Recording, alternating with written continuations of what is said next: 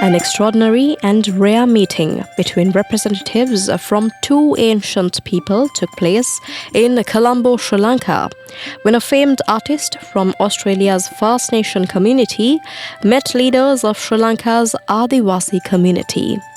Kieren Karritpul was in Colombo as a distinguished invitee at the Colombo Scope Contemporary Art Festival, and a special meeting was organized at which he met with Adivasi leaders at Stein Studios, just south of the city.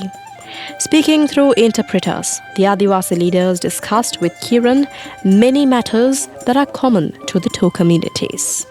A special aspect of the meeting was an Adivasi ceremony that is intended to bring blessings on Kieren, whom they consider to be a distant cousin. According to anthropologists, the Adivasi community arrived in Sri Lanka over 60,000 years ago and are regarded as the island's first inhabitants. Primarily hunter-gatherers, their customs and rituals continue unbroken to this day. Their current total population is estimated at about 6,000 people. Australia's First Nation people are believed to have migrated to Australia about 65,000 years ago, and today number nearly 1 million.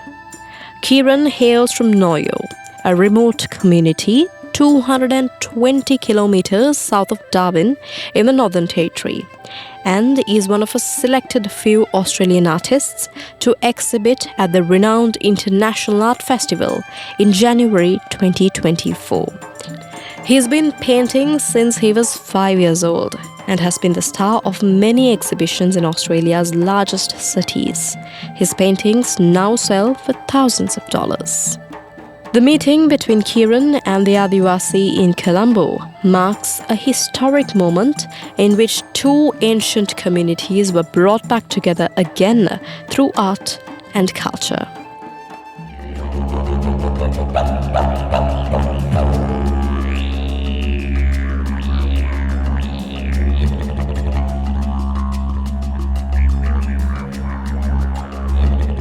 Kieren Karritpul is an Australian First Nation artist whose art not just sells for thousands of dollars, but his art inspires youth not just in Australia, not just First Nation Australians, but youth around the world. And today, we are very honored and pleased to have him here with us. Kieren, welcome to Sri Lanka. Yep, hello. Let's start at the beginning. I'd like to ask you, tell me a bit about your childhood, mom, your family, whatever you feel comfortable sharing with us. I'd like to understand what your childhood was like for you. Well, I live in Australia in a small Aboriginal indigenous community on the banks of the Daly River. And I come from a long line of artists in my family. And I still live in my community, which we still culture is still strong, and we still live off the land, like for our bush tucker, and we go out into the land to collect different things to use for art, like ideas. And for me, growing up, I didn't choose to be an artist. I was born to be one. And my mother is a weaver, a painter, and my grandmother was a weaver and a painter, and my great-grandmother was a weaver and painter. And when I was young, I used to always hang around them, like going out into the bush, hunting or collecting different weaving stuff with them, like to make dilly bags and fish traps. And I used to sit and watch them weave and get all the different bush dyes to dye their fiber to make the strings for dilly bags and baskets, big fish nets. Yeah, and I really liked and enjoyed my childhood, and then now I carried on for what they've been doing. I do paintings, and well, for me as a male, I'm not allowed to do weaving in my culture, so I do what I paint and draw what they uh, have been doing. And well, first I had to ask permission before drawing what I do today for my great grandmother and my mother and grandmother. And it didn't take them at that time to accept what I've asked, and it took about year or two for them to agree. So then my grandmother and great grandmother said I could do what they've been doing for a very long time. So I do like weaving and stuff on canvas and material printing. Why did you need their permission? Well, because in my culture, male are not allowed to do weaving, and it's it's in the culture. Only women are allowed to do weaving. So because I was growing up with them, watching them every day, that was my first school before going to the school in the community where I live. So that was my first school, and I thought because that was my first school, so I had to do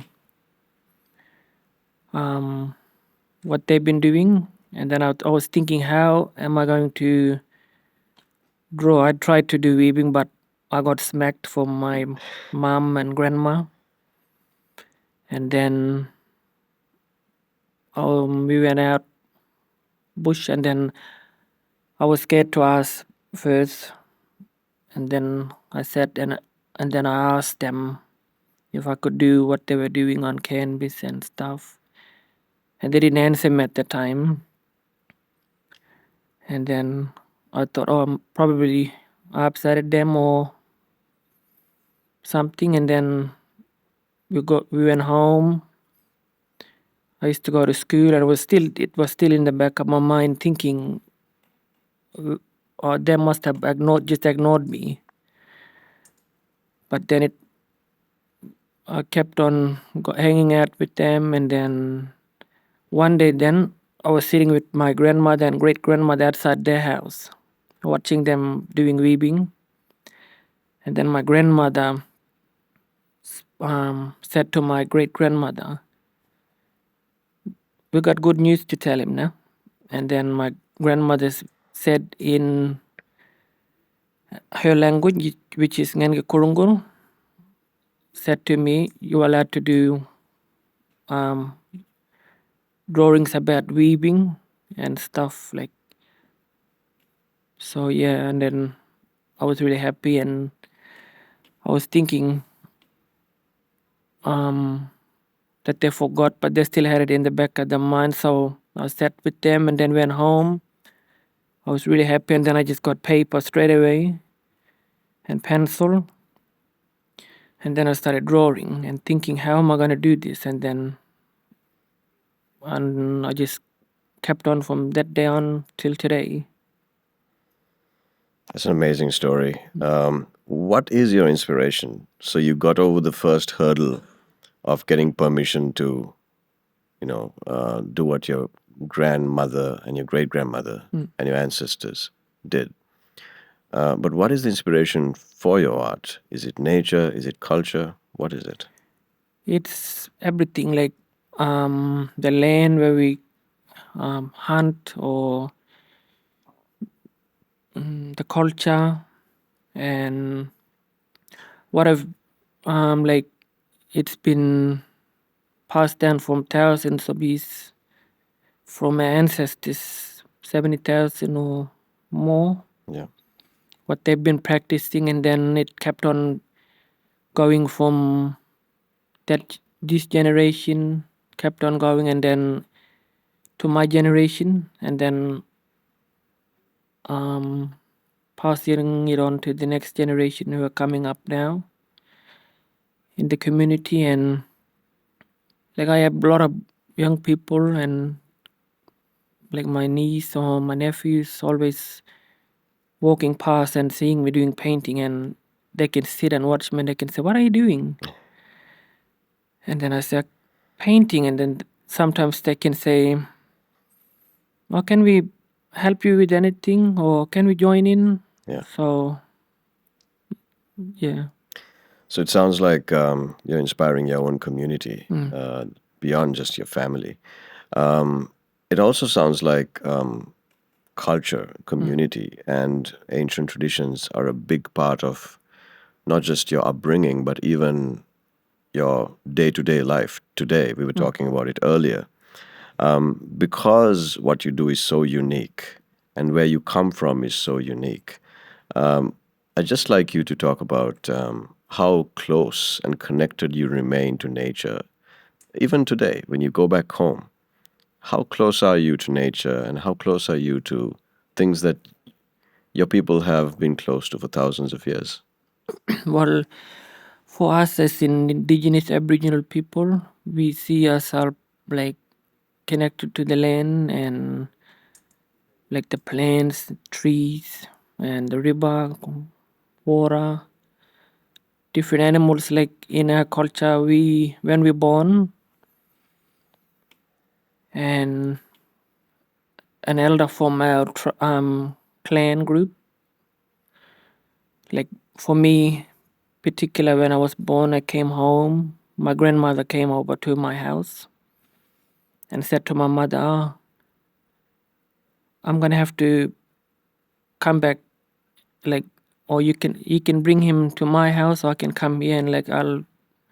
It's part of our culture. Like when we're born, like an elder from my clan, either from my grandfather's side or grandmother's side, they come and whisper to our in our ears, like our totems, our language, and our dance groups. And for me, like my grandmother whispered into my ears, my totems, my language. And when we're growing up, we like always go out into the bush with our families, and connecting to the land with the ancestors and our culture. And like the old people show us what to eat, what not to eat, and that's where we get our inspiration for art and stuff. Like when we have a blank mind, we go out into the bush and we sit near a creek.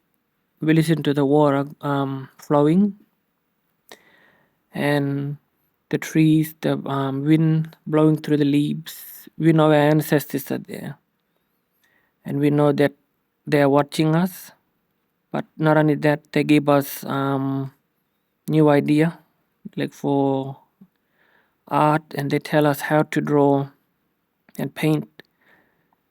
And like I do that all the time with my family. I go out into the bush hunting, like for my bush tucker with family, like turtles and echidnas and different sort of berries and water lilies. But when we're getting them things, we know our ancestors who have passed are following us and telling us this direction is a turtle. This direction you keep on going, you'll never be hungry. You keep on going, you'll find water lily or a berry on a tree. And that's been passed down from thousands of years. And like when I go out into the bush, I go to a billabong. I know I'm not gonna be hungry, because I know that bush tucker is always there. And when I go out to the billabong, I see tracks and I follow them, and I know which animal it is. How do you know? Um, There are a lot of tracks like crocodiles and turtles, a goanna, like a lizard or a snake. And we keep, like a turtle, for instance, I follow a track. I know that's a turtle because my ancestors are with me, following me, and telling me in my mind and my ears that's a turtle. You'll find turtle at this area, so I follow a track and then I use a stick. I keep on like following that track. Sometimes my grandmother used to say to me, if the track goes missing, like another animal can go over, like a buffalo or a pig goes and rubs the track off. She said to me, like, you sit and you watch that mud. The mud can change color. And sometimes she said to me, if you get that mud, you smell the mud, or sometimes we taste it with our tongue. We know that the turtle is there.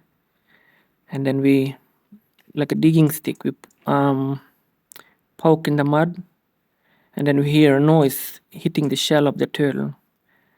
And then we know that there is a turtle. We sit down and dig it, we put it in a bag, and we keep on looking here. And then for a goanna lizard, my grandmother taught me very well, like to find a lizard in the sand, not in the billabong, up in the sandy area. You follow a track, and then it'll go in a hole, but not only one hole. There's probably 12 or 13 holes. And then she said to me, you block every hole with dirt and leave only one or two. And then she said to me, if this governor is in the hole, you block every hole, and then you'll find, leave only two, one for it to escape, or sometimes if it's in the middle, put your hand in the hole and you feel the tail and pull it out. But sometimes there can be a snake in the hole, so we get a digging stick and poke it, and we know what noise of the skin of the snake or the goanna. And then we kill the goanna. Or sometimes, like when I was little, I was sitting with my grandmother, and she said to me, let's go to the billabong. And then we was walking, and we collected a lot of turtle with the digging stick. And then she said to me, we're going to a creek, now we're gonna get fish.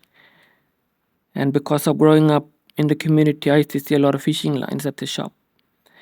And I said to my grandmother, we don't have any fishing lines. And she said to me, we don't need fishing lines. We're gonna do it the old way. So we went up to the billabong, or the creek, sorry, and I seen other old ladies waiting. They're like my aunties and other grandmothers. And she said to me, oh, we got our own fish net that we're gonna use to get our fish and like prawns, terrapins from the creek. So I went and watched. I was watching from up on the bank, and my grandmother yelled at me, don't just stand, you're gonna come and watch and join in to collect what we're gonna eat. So I went down and I stood with my grandmother, and my grandmother said to me, we're gonna put the fish net down at the mouth of the creek. And then somewhere it then and we went upstream, me and a couple other old people. And he was banging and splashing from upstream with sticks and logs.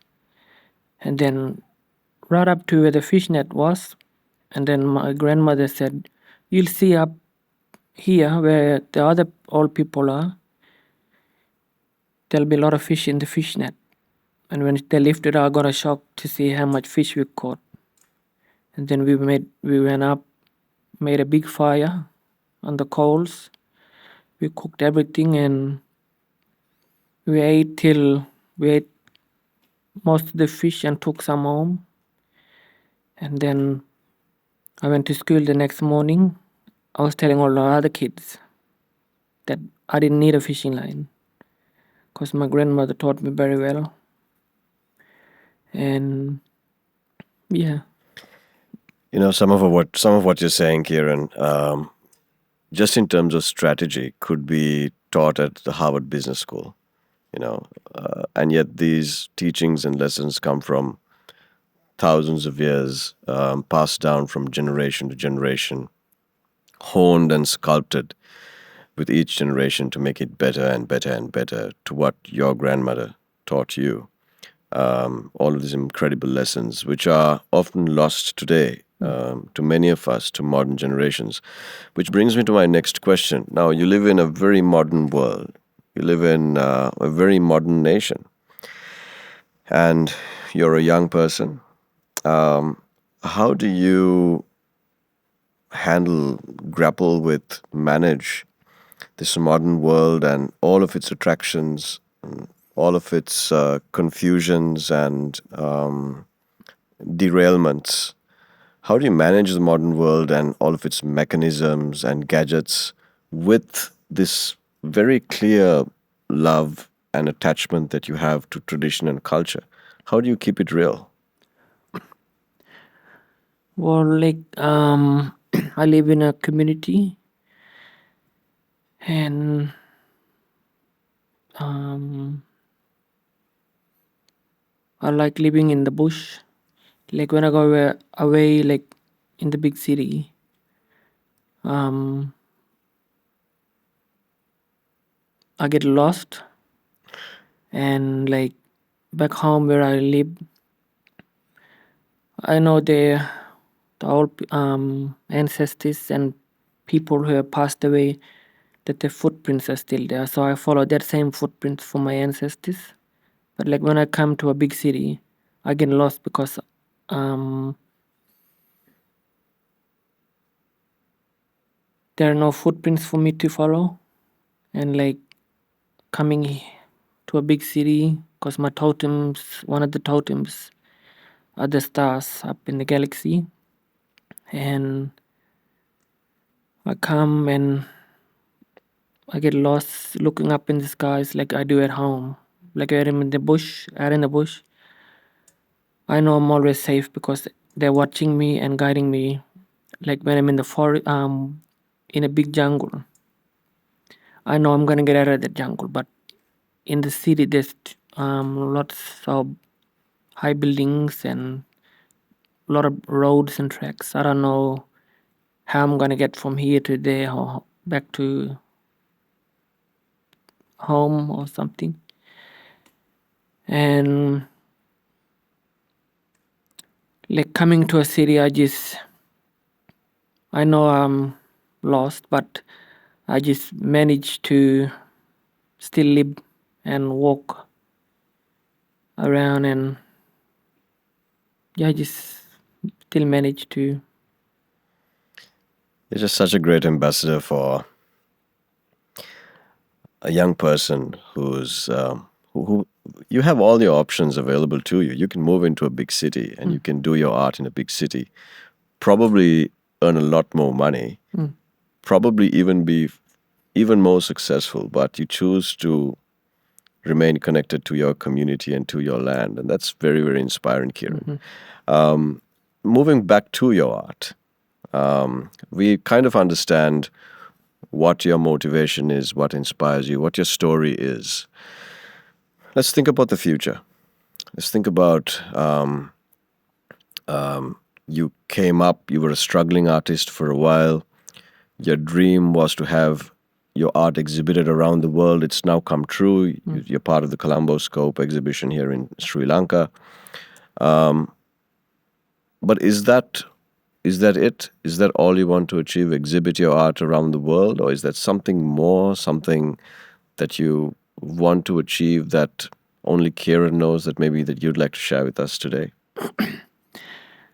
Well, like when I was little, I used to always watch my family painting and looking at other artists from around Australia and watching them on TV and stuff. They were traveling all over the world, overseas and around Australia. And then growing up, I was always talking to my family, my mom, my brothers, my cousins, my aunties. And I used to say to them, I wish I could travel the world with my art and stuff. And my family used to say to me, You keep on doing what you're doing, and your dreams will come true one day. So I kept that promise, and I kept on painting and drawing and doing printing on materials and paper, all sorts of stuff. And then kept on going, and then I had my first exhibition paintings like in the community. There was a big arts festival, and I was probably at 6, 5, and then people came from far and wide like to see the art and stuff. They were buying my paintings, and I could see that they loved what I was doing. So I kept on painting and drawing, going to school every day. And I used to ask my teacher at school, can I do painting and drawing? And went home. And then when the phones came into the community, mobile phones, I got my first phone, and then kept on buying other phones like touch screen phones, searching up all different Aboriginal artists from Australia, Right. and looking at them going to France and New York, London, and stuff like that, Yeah. overseas. Then sat in Sydney, and I was thinking, I'm not gonna give up. I'm just gonna keep on going. And then now I just have a lot of people chasing me from everywhere. And I traveled all over Australia. I went to Los Angeles in America last year. Yeah. This is my second time overseas. How about to Sri Lanka? And then I just feel happy and proud that my dreams came true.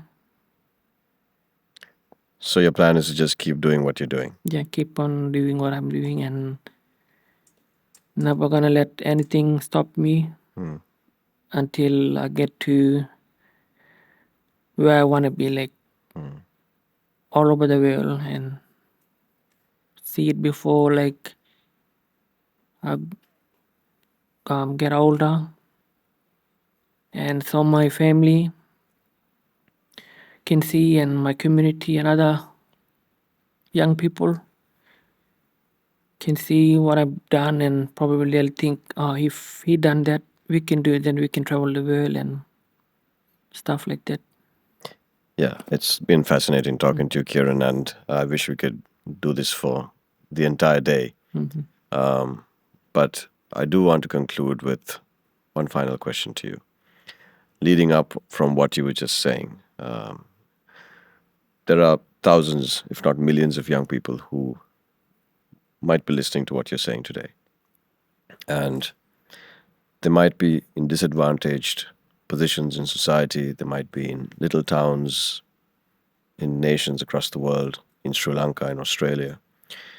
And they might have dreams just like you had dreams. To all of those young people who are listening to you, tell us what Kieren would say to them on how they should hold on to their dreams, even when things sometimes don't quite work out as one hopes they would. What's your message to young people listening to you today? Or like if you have a dream in your heart or your mind, is to just never give up. Keep on going. If you want to go on this path and track, and if something is on the side, you can pull up to that thing and give time, but then you keep on going. Like another totem of mine is the water, the living Is water water? in the river and the creek, always flowing.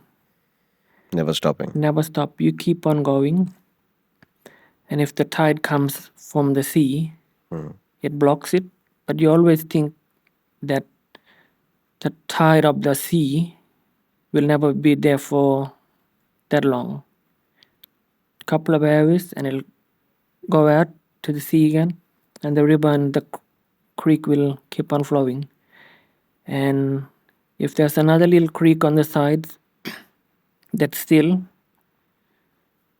you know that the little creek or the little stream from the side will always be connected to that same big river that the water is flowing. I use that as my path because it's my totem, and for other young people, I give permission like for you to use that same water in a river or a creek. You it only keeps it only flows one way. It never turns back the water. You keep on following it, and I used to see as my end area. But in that river of mine, I'm still halfway. I still want to keep on going. And that river where I use the water, it's not really flowing fast. It's just going slowly and carefully, like on my journey to to get to my destination, like in the sea where everybody's looking and know who Kieren Karritpul is, and I wanna like tell other young people just never to give up on your dreams. You can have a break and time like to think and feel relaxed, and but just never give up. Keep on going and you'll get to where you wanna be, and to keep on holding on to your dreams, never let them go, and I know you'll get to the destination and the end where your name and yourself you're acted to the wider world. And yeah. Kieren, can't think of a better way to end this conversation. You are the river that is flowing out into the ocean, and you will someday be the ocean yourself. And I think that is just an incredible message to young people listening to the two of us talk. Thank you for being here in Sri Lanka. Thank you for talking to us. Let me wish you every success. Keep inspiring young people, not just in Australia and in Sri Lanka, but around the world. All the best. I feel really privileged to be here and talking, and I'd like to thank you all. Thank you, Kieren. Take care.